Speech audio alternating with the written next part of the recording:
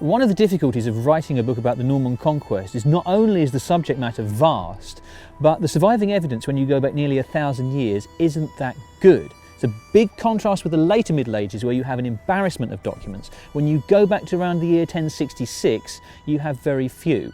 So you're relying on chronicles, i.e. monks sitting in monasteries writing their version of what happened from one year to the next. But they can sometimes be very scanty. Sometimes you have no chronicle entries at all for a particular year, or just a sentence saying the abbot died this year.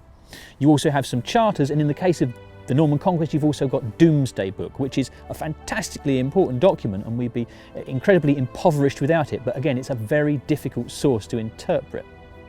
So with the Conquest, you don't have as much evidence as you would like, and you might think that would make for an easier write, but in fact, if anything, it makes it more difficult, because where there are great gaps in the evidence, of course, then there are different interpretations as to what happened, and you have competing theories. And again, because the Conquest is such an important date, it means that people have been discussing it and debating it since 1066 itself. So you have almost 1,000 years of debate on the Norman Conquest, which you can't avoid as a historian, you have to tackle head on.